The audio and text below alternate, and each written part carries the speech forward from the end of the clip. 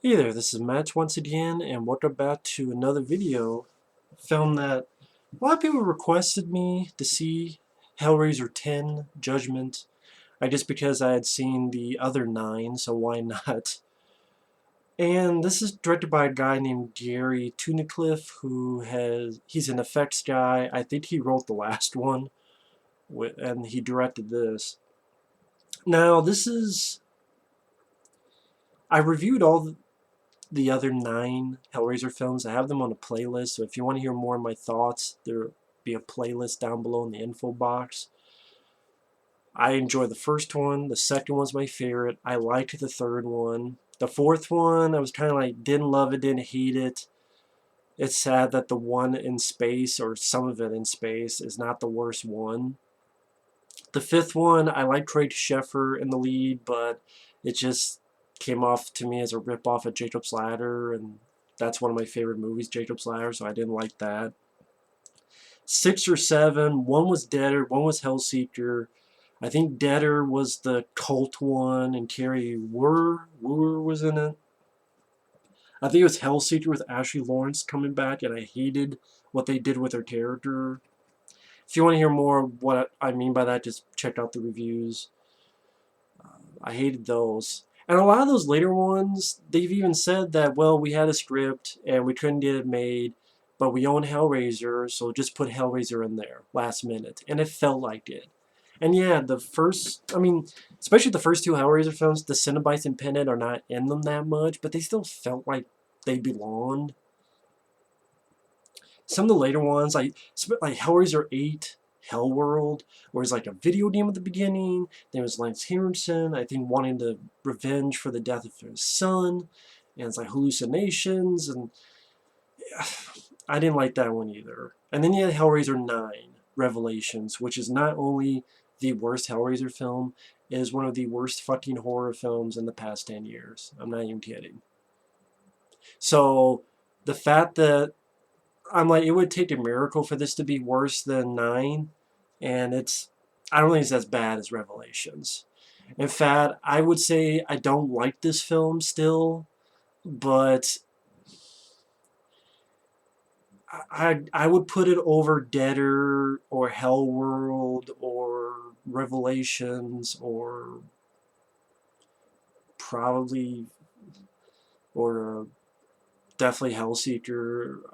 I hate more than this. Because the thing is, there are elements in this film that were interesting, that maybe if you had a better lead character or characters, you had a more experienced director, you had a script that made these ideas developed more, or if you took these ideas with a better lead and better script and you just made your own fucking movie and not part of Hellraiser 10, because we don't need 10 Hellraiser films. And we all know why they keep making them. Dimension Films, if they don't make one, they'll lose the rights. And the reason they want to keep the rights is one day they want to make a remake. And this one, there's this thing at the opening where this auditor type of Cenobite with these slashes on his face and wearing these type of glasses, like sunglasses types. He's typing an old school typewriter while this guy's tied up, asking for his sins. Guy tells him. And then when he types up all these sins, he gets another guy. And I think the auditor, I think that's the director, Gary Tunnicliffe, I could be wrong. Then another guy, who I think is John Gulager, the guy who directed the Feast films and Piranha 3 Double D, he come in, he eats this paper with this liquid that he calls tears of children, from children, then he pukes it up in this thing, and then these 3 titty hanging out women with pieces of their faces off put their hands in the puke and they say guilty. And then I guess this guy, he gets ripped apart, or like this weird thing comes out where it's like this big motherfucker out of the Evil Within with a baby mask. And then on the back of him is this other figure with a gas mask that slices his skin off and his face off, which, good practical effects. It was definitely weird. I would say that opening, I don't know if I call it good, but it was definitely weird and better than the entire movie Hellraiser Revelations. I'm like, okay, they're trying new Cenobites, and this figure where the front half is this big guy and the bottom behind is this gas mask that slices off your skin and face off. Kind of an interesting idea. And then the rest of the story is a fairly boring investigation by these three cops, two guys and one woman, for this killer who is pretty much a ripoff of Seven. Instead of the Seven Deadly Sins, it's the Commandments. And there's parts of the investigation interesting. They find this dead woman, the stomach's been like stapled, and they realize that her own dog has been sewed into her stomach, and the dog is still alive. So a pretty decent effects shot where they get the living dog out of her stomach. Interesting idea. There's another one where they find something where these jars of blood and like hands been cut off in a circle, and then this sign that says thieves, and each hand is holding like an eyeball and some teeth, because I guess see no evil, like an eye for an eye and a tooth for a tooth, so eyes and teeth are on each hand. Like I said, those are interesting ideas that maybe if you had your own film, dealing with a more experienced director and a better lead actor, maybe develop the story more, it would work. Like Resurrection. This is from 1999. Yeah, you could say it's a ripoff of Seven, but I think it's a pretty damn good movie on its own. It's directed by Russell Mulcahy, who did Highlander and Razorback, stars Christopher Lambert, also Leland Orser, who's also in Seven, and it was the cops going after this killer that would kill people and take body parts because he wants to recreate the body of Jesus Christ. And I liked Resurrection. I think that's a pretty damn good flick. And that's what I mean, like, that was a fairly capable director. He has misses, but fairly capable director, and at that time experienced. And I like Christopher Lambert, and that works better. Here, it's like some interesting ideas stuck in a kind of boring 10th Hellraiser film. And even as an Hellraiser film, maybe if it was a bigger budget, instead of $350,000, at least that's what it says on Wikipedia, which for that low budget, there's some decent effects. I give credit to that. I think Harbinger Down cost us fucking same, and those effects sucked ass. So this is a better movie than Harbinger Down. This actually has some decent effects, but the leads are one of the big problems with the movie, because a good chunk of it's their story, and I'm sorry, they're boring, they're bland, they're meh, and their investigation is fairly boring. The lead guy, there's a twist with him that I guessed, and I was right. Spoiler alert, folks. Give you a warning. The lead cop is the killer. They kind of put a neon sign saying that when his partner is in his apartment and looking through like a Tale of Two Cities book or something, and there's some passages underlined that's religious or religious connotations. I'm like, that lead guy's the killer. And before that, that lead guy was also tied up like the guy at the beginning, only when the sins were eaten by John Gulager, he puked up blood and kind of died or whatever. So something's up with this guy. So yeah, if you've seen enough horror movies, you can guess where that's going. The guy who plays Pinhead, he's serviceable. He does better than the guy in Part 9, but I still miss Doug Bradley. Doug Bradley didn't do it because they wouldn't let him see the script. And he's like, wait a minute, the guy directing this is the guy who wrote Hellraiser Revelations? He wrote that piece of shit, and now he's directing this, and you won't even let me see the script? Why the hell would I do it? I don't blame Doug Bradley.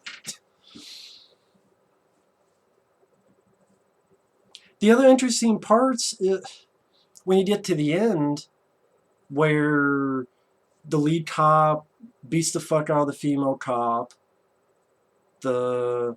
his partner comes in, and then the lead guy's wife comes in. And apparently, the partner and the wife were sleeping with each other, and the lead guy's like, you must not covet another man's wife. And then he has the configuration, opens it, and the three of them, but the female cop is still unconscious over here, but the three of them are in Pinhead's world. And he throws chains at the two adulterers and drags them away. He gets the lead guy wrapped up. And this angel figure, and when I say angel, it's not the wings type of angel, it's just a woman and some bright white light saying, sorry, Pinhead, you can't kill him. He's like, why? It's like, well, he's going to be helping us. And so that was sort of the idea where heaven wants this guy out there to kill with the commandments because it'll put the fear into people to make them want to do good. And she says something like, we realized long ago that good must have evil. And even one of the Cenobites says, well, what about the innocent people this guy kills? And she goes, acceptable losses for the greater good, to put the fear, I guess the fear of God into people. So that's kind of an interesting idea. And Pinhead, he's kind of a boss at the end, because he's like, let me tell you, like, he doesn't exactly say this, but it's like, lady, you don't know shit about suffering. You don't know anything about suffering. And, okay, you want me to send him back? He sends the guy back, but just where exactly the female cop can shoot the shit out of him. And the angel's pissed, you did that on purpose. And then Pinhead chains the angel and is ripping her face off, and you do a nod to the original where she says Jesus wept, and he rips her face off with the chains. And the other Cenobite is like, oh, you don't get banished, what worse can they do? And I did another interesting idea where at the end Pinhead gets banished and to being a human. Which at first I'm like, well, wait a minute. In Hellraiser 3, wasn't there a part of them that seemed like he wanted to be human? But maybe this is like the evil part of him. So it's still the evil part of him, but now he's just human. And he has no power. I'm like, you know what? That would have been kind of interesting to see Doug Bradley. Like, if this was the end of Pinhead, and that was the fate as Doug Bradley, well, okay, you can't kill the guy because he's in hell. How can you really kill someone in hell? That was kind of one of the weird things. Like, Hellraiser 2 is my favorite, but that was kind of the weird things about Hellraiser 2 is, like, you killed them, but they're from hell, so, like, they're dead, but anyway. I guess that's the thing, anytime you try to kill Pinhead, it's like, well, wait a minute, he's from hell. How can you really kill Pinhead? But Hellbound Hellraiser 2 is still my favorite. And again, the first three are really the only ones I truly like. This one, though, like, that's an interesting, if that's an end to Pinhead, that'd be interesting. I don't know how the fuck you could do another one. Well, they made 10 of them. They can find another way. He fucking blew up in outer space in Hellraiser 4, and then explained shit, so what am I talking about? But, I mean, that's the thing, like, I don't like the film. Oh, another thing I don't like, Heather Langenkamp's in this. In trailers on YouTube, when they have the title, starring, blah, blah, blah, and Heather Langenkamp. She's in this film for 1 minute as a landlady. One of the only lines she says is, that cocksucker owed me money. The first time, I missed her fucking performance. I must have gotten up and took a piss, left a piss. Because the only way I heard, and I had to fucking rewind back, and I saw it, I'm like, oh, no wonder. You blink and you miss it. And I'm like, Why the fuck didn't you have the Heather Langenkamp in one of the lead roles as the female cop, FBI, detective? Why the you did Heather Langenkamp, Nancy from Nightmare on Elm Street, for a 1-minute useless role? I don't think her character even has a fucking name. It's 1 minute, like 3 lines of dialogue at most, and then nothing. So that was bullshit. The You don't need 10 fucking Hellraiser movies, so because it's been wearing thin. That's fucking anorexic. The leads are boring, bland, and nothing to them. You want to blame the writing, blame the acting, blame it on the rain. I don't care. It's just boring. It's boring at times. If you had maybe some really good leads, or leads that could carry through this, that would help. And that doesn't, I mean, that's, the worst of it, is that you be fairly boring at times, your leads suck, and I think all 3 of the leads, the 2 guys and the woman, they all were so bland and forgettable, non-interesting, didn't find any charisma with them. Again, blame it on the writing, blame it on the acting, I don't care, I don't give a shit about these characters. So again, that leads to the goal where, okay, there's a couple interesting ideas, and there's a couple decent bits of gore, but did you really need a 10th Hellraiser film? No. Did these interesting ideas, were they good enough to create a new Hellraiser film? No. Unless you're going to do it right with a good budget, director, actors, do it right or don't do it at all. Or go the fuck home. So that's what I mean. This is sort of a review / rant. I mean, it's hard to get worse than Revelations. So I guess in a way this was a surprise. Like, okay, it was bad. It's just not the worst thing ever. I probably, those couple little scenes I mentioned, I would say I liked it more than Leatherface, the last Leatherface movie, or like Hellraiser 9 Revelations, or 8 Hellworld, or Deader, or Hellseeker. Maybe better than Inferno. At least Inferno had Craig Sheffer, who I thought was better. But yeah, there was like a rip-off of Jacob's Ladder, which pissed me off even more, because Jacob's Ladder is one of my favorite movies. So I don't know. Is this the best Hellraiser since Hellraiser 4? If that's it, then that's fucking bad, or is just... I've been so... I mean, considering the shit I've seen... Hell, I'd rather watch this again than those 2 shitty kickboxing movies I saw recently. Those pissed me off more.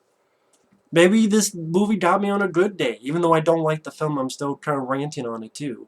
So, it's not a film I would recommend, but I've seen much worse, and I've seen much better. I don't know what else to say about it. I'm just repeating myself. Interesting concepts, some interesting ideas, some decent makeup effects. Can't save the fact that you have bad leads, a fairly boring investigation story that's pretty much a rip-off of 7. When you can watch better movies like Resurrection, Christopher Lambert. Langenkamp, absolutely and utterly wasted in a nothing cameo for some fucking reason. I don't know why. And once again, and you know what? It would have been nice if Doug Bradley was in it too. I mean, the guy who does is serviceable, but still prefer Doug Bradley. And the score also, it goes to the score sucks. It goes to show you what Christopher Young brought to the Hellraiser films, especially the first 2. I forget if he did part 3. I know he did the first 2. I'm not sure if he did 3 though. Because Christopher Young's score was a character and an essential character in Hellraiser 1 and 2. Christopher Young's score in those movies are not are I'm not sure if it's mentioned enough how important it was to those two movies, but those were a major character. And a lot of these Hellraiser sequels that don't have any remnants of that score, I think really feels it, because since Christopher Young hasn't done it, I can't think of another Hellraiser film that even had a somewhat decent score. What qualifies as decent? To at least remember a single note. I don't remember a single note. Forgettable score. I mean, I guess I can't say it's awful, otherwise I remember that. Just a forgettable score. So, forgettable music, bad leads, uninteresting lead characters, and interesting ideas that didn't justify making a Hellraiser 10, which again, you only made it because you want to keep the rights because you want them to do a remake. We don't... It's okay for this franchise to die. It's okay. 10 movies are well more than enough. Hell, 4 movies were enough. Let alone 10. I mean, fuck. That means there's more Hellraiser films than Nightmare on Elm Street films, and that includes the remake. Wes Craven's New Nightmare, Freddy vs. Jason, and the remake. So technically, adding the remake, there's 9, and there's 10 Hellraiser movies. It's fucking crazy to me. So, thanks for watching, take care, and we'll see you in the next one. Later.